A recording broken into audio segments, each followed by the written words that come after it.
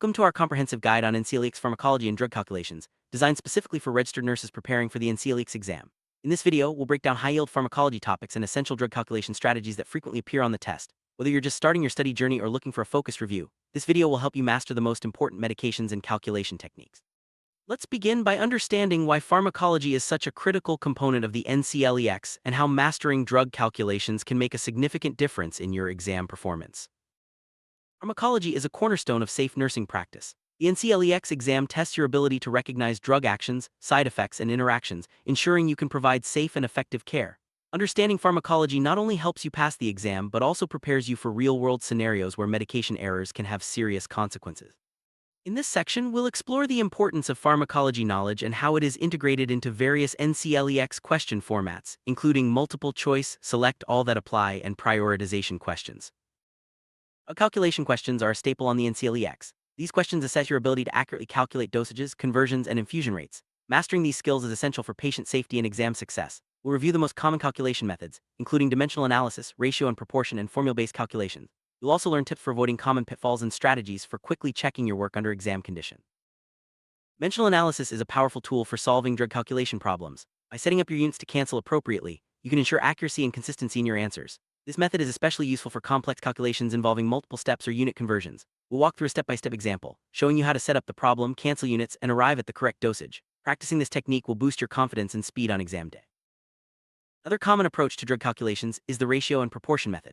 This technique involves setting up a proportion between the ordered dose and the available dose, then solving for the unknown. It's a straightforward method that works well for many types of medication calculations, including oral and injectable drugs. We'll demonstrate how to apply the method to typical NCLEX questions, ensuring you can confidently tackle any calculation the exam throws your way. Formula-based calculations are often used for intravenous infusions and medication drips. The most common formula is dose equals desired dose / available dose quantity. Understanding when and how to use this formula is crucial for answering NCLEX questions accurately. We'll break down the formula, provide examples, and highlight key points to remember, such as double-checking units and ensuring compatibility with the medication order.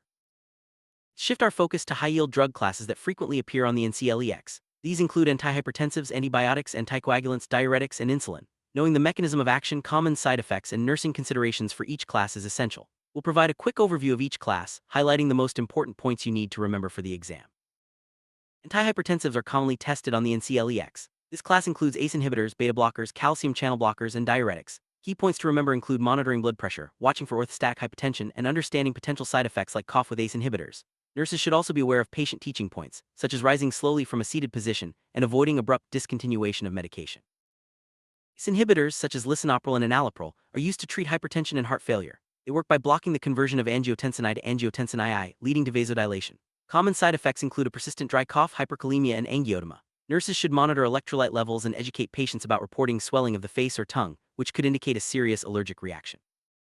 Beta blockers such as metoprolol and atenolol are used to manage hypertension, angina, and arrhythmias. They work by blocking beta-adrenergic receptors, reducing heart rate and blood pressure. Key nursing considerations include monitoring for bradycardia, assessing for signs of heart failure, and cautioning patients with asthma due to potential bronchospasm.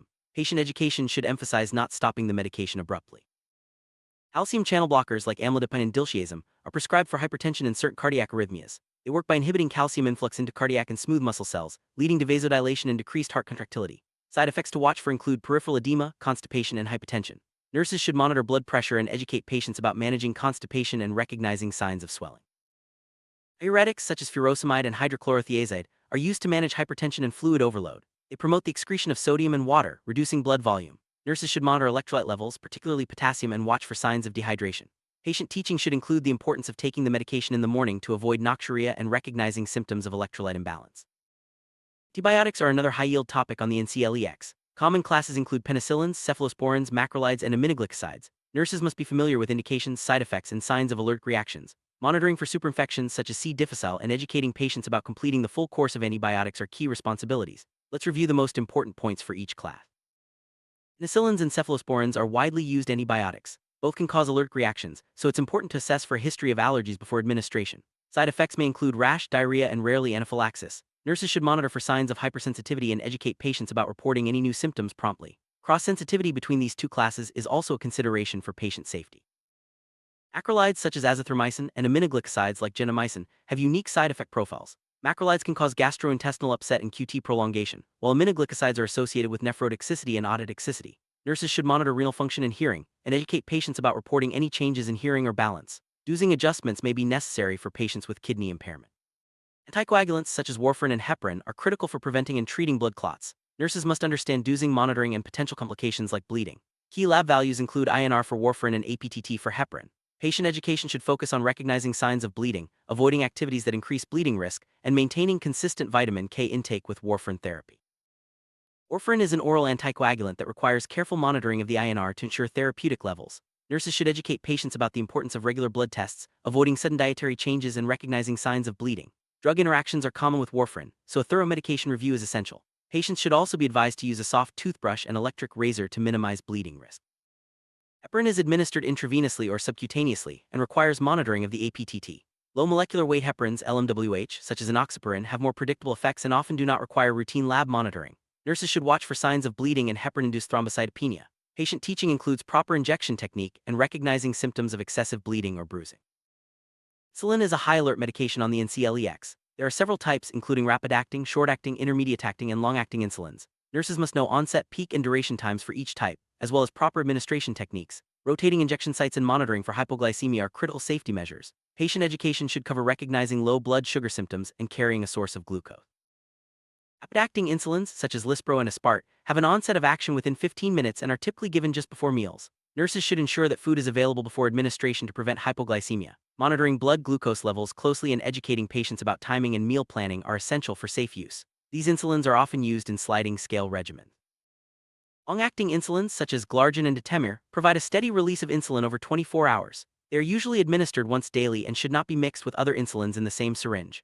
Nurses should educate patients about the importance of consistent dosing times and monitoring for hypoglycemia, especially when combined with other glucose-lowering agents. Hypoglycemia is a critical complication of insulin therapy. Nurses must recognize early symptoms, such as shakiness, sweating, and confusion, and respond quickly by providing a source of glucose. Severe hypoglycemia may require administration of glucagon or intravenous dextrose. Patient education should focus on prevention strategies, including regular meals, monitoring blood sugar, and carrying emergency glucose sources. Opioid analgesics such as morphine and hydromorphone are used for moderate to severe pain management. Nurses should monitor for respiratory depression, sedation, and constipation, which are common side effects. Patient safety measures include assessing respiratory rate before administration and implementing bowel regimens to prevent constipation. Education should cover safe storage and the risks of misuse or overdose. Non-opioid analgesics such as acetaminophen and NSAIDs are commonly used for mild to moderate pain and fever. Nurses should monitor for liver toxicity with acetaminophen and gastrointestinal bleeding with NSAIDs. Patient education should include safe dosing limits and recognizing signs of adverse effects. These medications are often available over the counter, increasing the risk of unintentional overdose.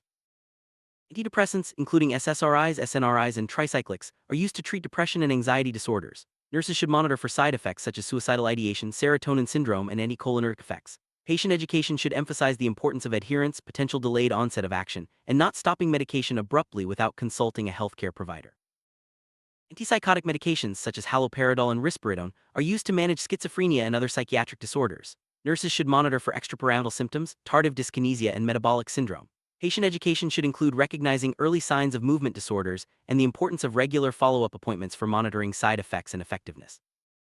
Anticonvulsants such as phenytoin and valproic acid are used to control seizures. Nurses should monitor for therapeutic drug levels, signs of toxicity, and side effects like gingival hyperplasia and liver dysfunction.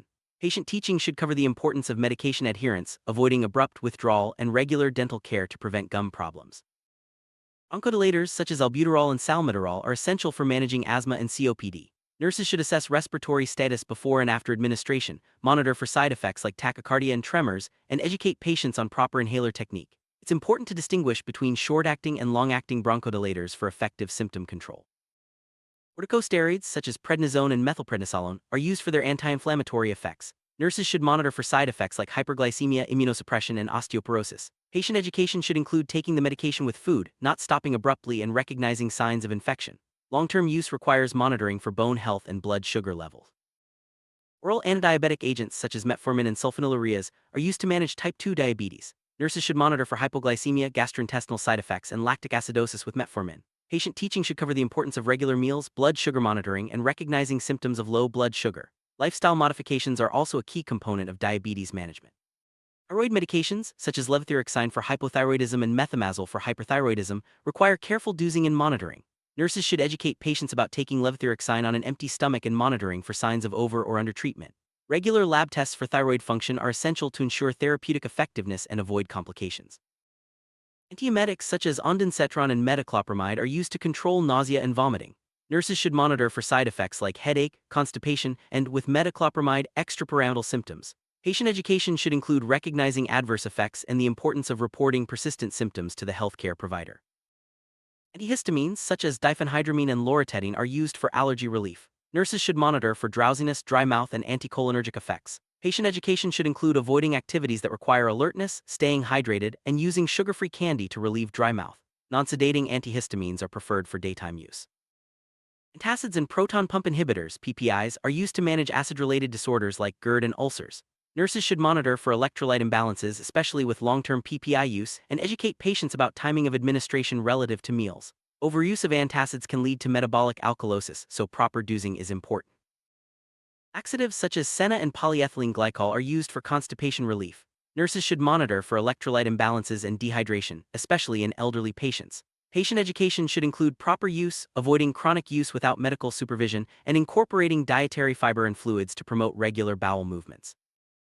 Knowing the antidotes for anticoagulants is crucial for NCLEX success. Vitamin K is the antidote for warfarin, while protamine sulfate is used for heparin overdose. Nurses should be prepared to administer these antidotes in cases of excessive bleeding and monitor for reversal of anticoagulation. Patient safety depends on prompt recognition and intervention. Electrolyte replacement therapies such as potassium and magnesium supplements are often tested on the NCLEX. Nurses should monitor serum levels, administer replacements slowly, and watch for signs of toxicity or adverse reactions. Patient education should include dietary sources of electrolytes and the importance of adherence to prescribed regimens. Vaccines are a vital part of public health and frequently appear on the NCLEX. Nurses should understand vaccine schedules, contraindications, and common side effects. Patient education should focus on the importance of immunization, managing mild reactions, and recognizing signs of serious adverse events. Accurate documentation is also a key nursing responsibility.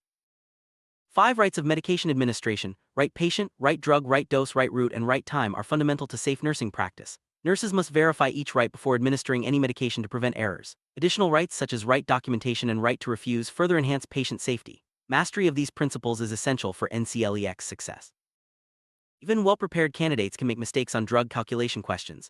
Common pitfalls include misreading the question, incorrect unit conversions, and calculation errors. To avoid these, always double-check your work, use dimensional analysis, and ensure you understand the question before starting your calculations. Practicing with sample questions can help you identify and correct your weak areas. Pediatric dosage calculations are a unique challenge on the NCLEX. These often require weight-based dosing and careful attention to decimal placement. Nurses must use the correct formula and double-check all calculations to prevent medication errors in this vulnerable population. Understanding safe dosage ranges and using body surface area calculations when necessary are key skills for pediatric medication administration.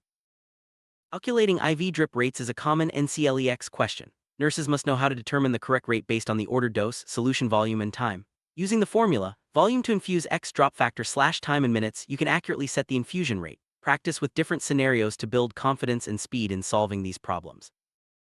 Safe medication practices go beyond calculations. Nurses must check for allergies, verify patient identity, and document all medications given. Reporting medication errors promptly and participating in safety initiatives are also important. The NCLEX tests your ability to apply these principles in various scenarios, so always prioritize patient safety in your answers. Effective test-taking strategies can help you maximize your NCLEX score. Read each question carefully, eliminate obviously incorrect answers, and use process of elimination for challenging questions. Time management is crucial. Don't spend too long on any one question. Practicing with NCLEX-style questions will help you become familiar with the format and build your confidence. Summary: mastering NCLEX pharmacology and drug calculations is essential for success on the exam and in your nursing career. Focus on high-yield drug classes, practice calculation methods, and always prioritize patient safety. Use the strategies discussed in the video to guide your study sessions and approach each question with confidence. Remember, consistent practice and a solid understanding of core concepts will help you achieve your goal of becoming a registered nurse.